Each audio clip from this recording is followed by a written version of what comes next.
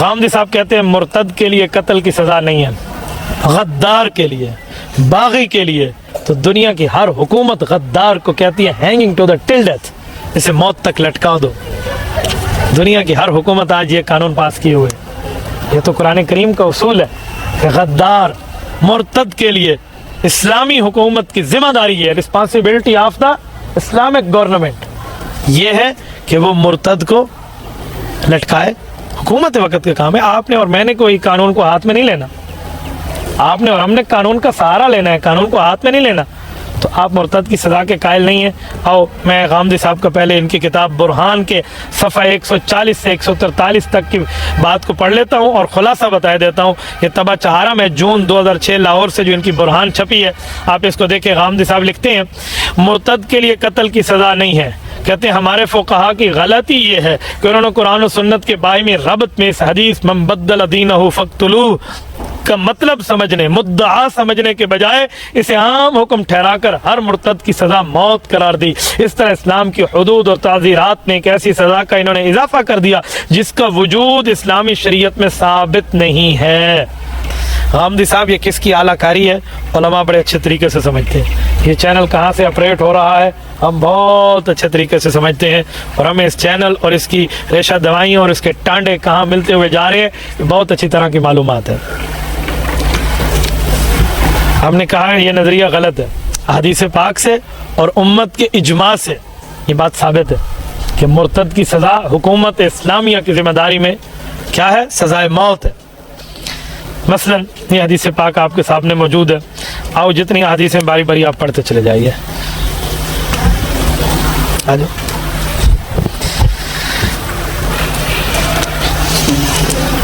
عن عبد الله بن مسعود رضي الله تعالى عنهما قال قال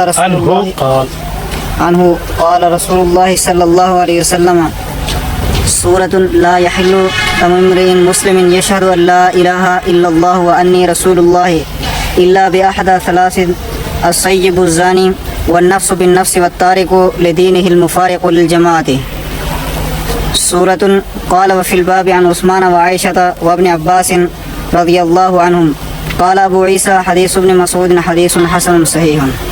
حوالہ صحیح بخاری کتاب الدیات باب قول اللہ ان النفس بالنفس الآیہ جلد ثانی صفحہ 1016 طبع قدیمی کراچی سے۔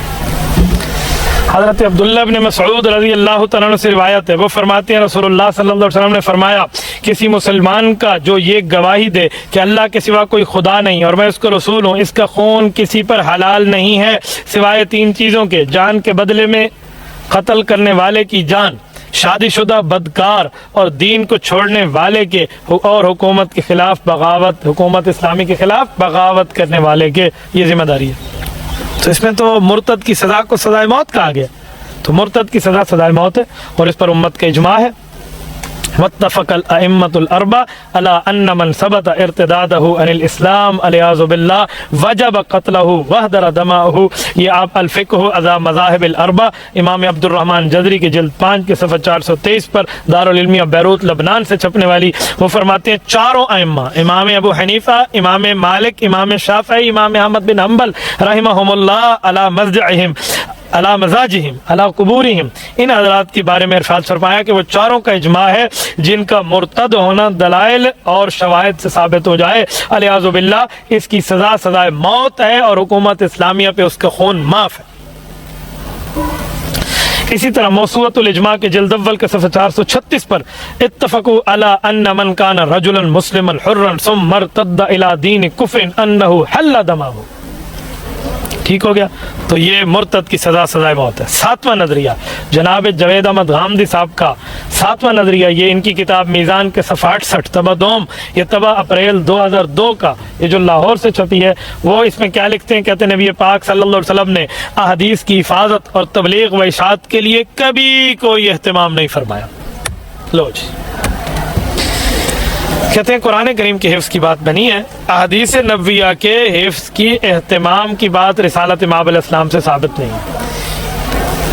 اب یہ ان کا وہ نظریہ دیکھیں نا کہ یہ کہتے ہیں سنت قرآن سے مقدم ہے، تو ظاہر میں لگتا ہے کہ ان کو سنت اور حدیث سے بڑا محبت ہے۔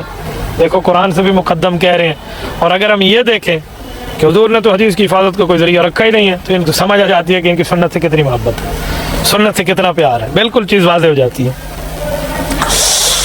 ہم نے کہا غامدی صاحب کا یہ نظریہ غلط ہے۔ صحابہ کرام رسول اللہ صلی اللہ علیہ وسلم کے دور میں احادیث کو یاد کرنے، اسے سمجھانے، اسے آگے پہنچانے پر حضور پاک کی صحابہ کو ترغیب شامل ہے۔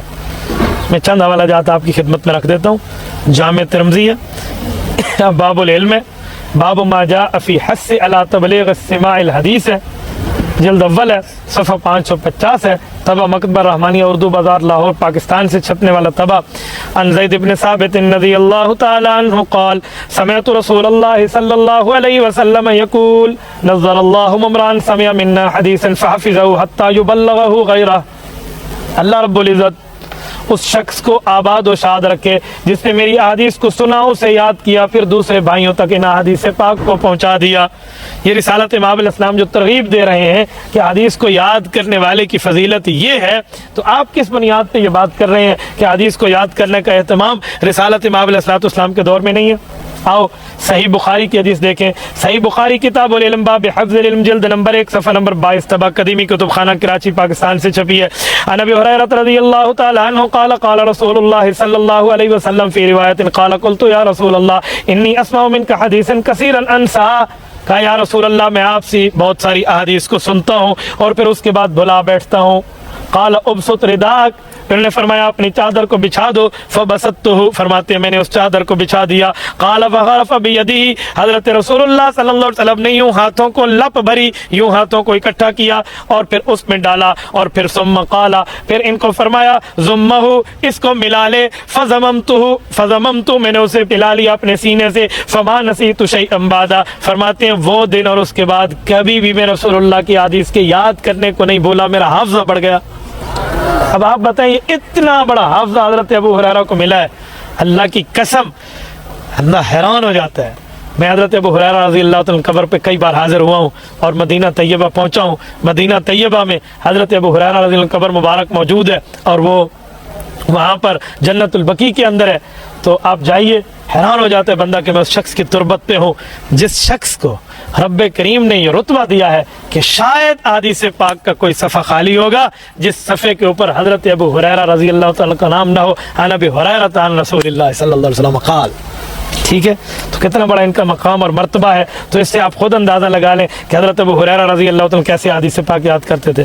اسی طرح اگلی روایت بھی موجود ہے، رسالت امام علیہ السلام کی صحیح بخاری کتاب العلم باب قول النبی صلی اللہ علیہ وسلم فرب مبلغ اوعى من سامع کے تحت یہ روایت موجود ہے، تو اس سے بڑی آسانی سمجھ آ جاتا ہے۔ جلد اول صفحہ 16 کی ہے کہ رسول اللہ صلی اللہ علیہ وسلم نے حدیث پاک کو کیسے یاد کرانے کی پوری ترتیب دی ہے۔ آؤ اس کو حدیث پاک کو کوئی اور ساتھی پڑھے، آ جائیے امیر صاحب۔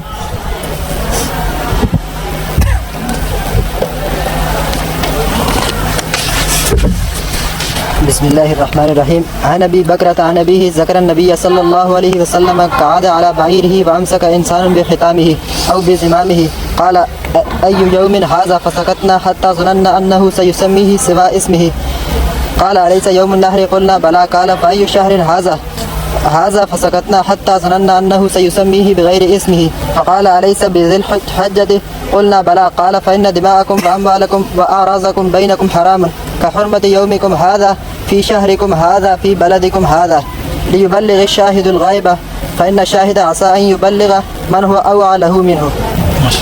حوالہ بھی پڑھیے نا، صحیح بخاری حوالے کے ساتھ کتاب پڑھیے، حوالہ اللہ کے حوالے نہ کیجیے۔ صحیح بخاری کتاب العلم باب قول النبی صلی اللہ علیہ وسلم رب مبلغ اوعى من سامع، جلد نمبر 1 صفحہ 16 طبع قدیمی کراچی۔ چل میں حوالے جان بوجھ کے آپ سے پڑھواتا ہوں تاکہ حوالہ پڑھنے میں آپ کی جھجک ختم ہو۔ حوالے کے ساتھ بات کیجیے، حوالے کے ساتھ بات بہت بڑی بات ہوتی ہے، ورنہ عام طور پہ حوالہ اللہ دے حوالے، ٹھیک ہے، یوں نہیں چلتا۔ اب سنیے ترجمہ۔ حضرت عبد الرحمن بن ابی بکر رضی اللہ تعالیٰ عنہ اپنے والد سے روایت فرماتے ہیں کہ وہ ایک دفعہ رسول اللہ صلی اللہ علیہ وسلم کا تذکرہ کرتے ہوئے فرمانے لگے، رسول اللہ صلی اللہ علیہ وسلم اپنے اونٹ پر بیٹھے ہوئے تھے، ایک شخص نے اس کی نکیل تھامی ہوئی تھی، آپ صلی اللہ علیہ وسلم نے پوچھا آج کون سا دن ہے؟ سب خاموش رہے حتیٰ کہ ہم سمجھے کہ آج کے دن کا آپ کوئی دوسرا نام تجویز فرمائیں گے۔ پھر آپ نے فرمایا کہ آج قربانی کا دن نہیں ہے، ہم نے عرض کیا بے شک۔ اس کے بعد آپ صلی اللہ علیہ وسلم فرمایا یہ کون سا مہینہ ہے؟ ہم اس پر خاموش رہے اور یہی سمجھے کہ اس مہینے ذوالحجہ کا نام آپ شاید کوئی اور تجویز فرما دیں۔ پھر آپ صلی اللہ علیہ وسلم فرمایا کہ ذی الحجہ کا مہینہ نہیں ہے؟ ہم نے عرض کیا بے شک. پھر آپ نے فرمایا تو یقیناً تمہاری جانیں، تمہارا مال، تمہاری آبرو تمہارے درمیان اس طرح حرام ہے جس طرح آج کے دن کی حرمت تمہارے اس مہینے میں، اس شہر میں. بس جو شخص حاضر ہے اسے چاہیے میری یہ حدیث کو غیب تک پہنچا دے، کیونکہ ایسا ممکن ہے جو شخص یہاں موجود ہو وہ ایسے شخص کو خبر پہنچا دے جو اس سے زیادہ حدیث کو یاد کرنے کی صلاحیت رکھتا ہو گیا. تو یہ رسول اللہ صلی اللہ علیہ وسلم ترغیب نہیں دے رہے. حامدی صاحب کیا فرماتے؟ کوئی اہتمام نہیں تھا. اجی کیوں اہتمام نہیں تھا؟ آپ نے انکار حدیث کرنا ہے تو دھڑلے سے کیجئے، یہ مت کہیے انکار حدیث اہتمام نہیں تھا. اس سے بڑھ کے اہتمام تھا. یہ کچھ حدیث ہے، ورنہ حدیث کی تفصیل اس پر اور بھی ہے. اب میں نے یہ فائدہ یہ آپ کی خدمت میں رکھنے لگا ہوں، ذرا دیکھیے. صحابہ کرام نے رسول اللہ صلی اللہ علیہ وسلم کے ارشادات پر عمل فرمایا، حدیث کو حفظ بھی کیا اور اس کو لکھ کر محفوظ بھی کیا، اور صحابہ کرام نے اس کو آگے پہنچایا. مثلا علم الرسول صلی اللہ علیہ وسلم کے ماہرین ہمیں بتاتے ہیں اسماء الصحابۃ والروات کی یہ تمام تفصیل آپ کے سامنے صفحہ 37 صفحہ 38 صفحہ 39 صفحہ 40 صفحہ 41 صفحہ 42 پیش کر رہا ہوں. یہ کتاب ہے اسماء الصحابۃ الروات وما لأحد واحد من العدد، ابھی محمد بن احمد بن سعید بن حزم الظاہری الاندلسی، دار الکتب العلمیہ طبع بیروت لبنان سے چھپی ہے. میں اس کی تفصیل آپ کی خدمت میں دے رہا ہوں. فرمایا حضرت ابو ہریرہ رضی اللہ تعالیٰ عنہ نے 5374 احادیث رسول اللہ سے زبانی حفظ فرمائی ہیں. حضرت عبداللہ بن عمر رضی اللہ تعالیٰ عنہ نے 2630 حفظ فرمائی ہیں. حضرت عبداللہ بن عباس رضی اللہ تعالیٰ عنہ نے 1660 احادیث حفظ فرمائی ہیں. حضرت انس بن مالک رضی اللہ عنہ نے 2286 احادیث حفظ فرمائی ہیں. حضرت ام المؤمنین سیدہ کائنات حضرت اما جان عائشہ صدیقہ طیبہ طاہرہ رفیقہ اور صحابہ کرام کی اما جان، آپ کی اور میری اسلامی اما جان اما عائشہ رضی اللہ عنہ نے 2210 احادیث یاد فرمائی ہیں. حضرت جابر ابن عبداللہ رضی اللہ عنہ نے حضرت رسول اللہ صلی اللہ علیہ وسلم کی حدیث 1540 یاد فرمائی ہیں، اور حضرت عبداللہ بن مسعود رضی اللہ عنہ نے 848 احادیث کو رسول اللہ صلی اللہ علیہ وسلم سے یاد فرمایا. آپ اندازہ لگائیں، میں نے حوالہ کے ساتھ آپ کی خدمت میں پیش کر دیا. یہ کہتے ہیں صحابہ کرام نے حدیث کو یاد نہیں کیا، رسالت امام علیہ السلام نے کچھ اہتمام نہیں فرمایا، تو کہاں جائے گی بات ہے؟ تھوڑا گزارا.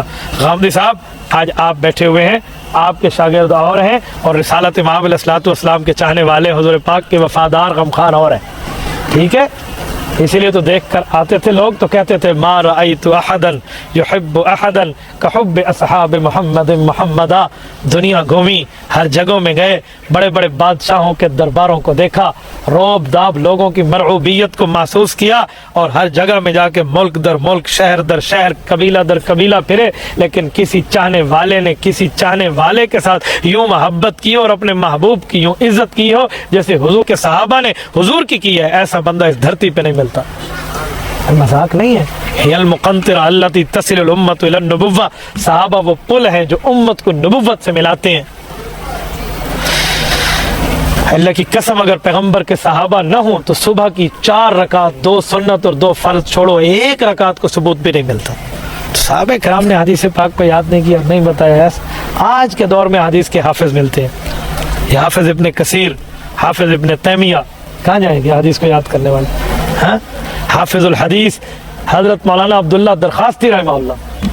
یار نام ہی کافی ہے. ایک مرتبہ بدتیوں نے چیلنج کیا کہ اسے حدیث یاد نہیں ہے. انہوں نے فرمایا چلے آؤ اپنے محدثین اور اپنے مخطوطے اور کتابیں، 3 ماہ کا ٹائم دیتا ہوں. صبح کی نماز سے نمازوں کے وقفے کے ساتھ رات تک بیٹھیں گے، نماز اور عادات کے وقفے سے ہٹ کر. ہر نماز کے بعد حدیث سناؤں گا، 3 ماہ تک سناؤں گا. جو پہلے دن سناؤں گا اگلے دن وہ نہیں ہوگی. میں نے رسول اللہ کی حدیث سنانی ہے سندن متنن، 1,00,000 حدیث کا حافظ. کسی بات کرتے ہوئے تو آج کے دور کی بات کر رہا ہوں. اور پیغمبر کے صحابہ اور صحابہ کرام انہوں نے یاد نہیں کیے تھے، اہتمام نہیں کیا تھا.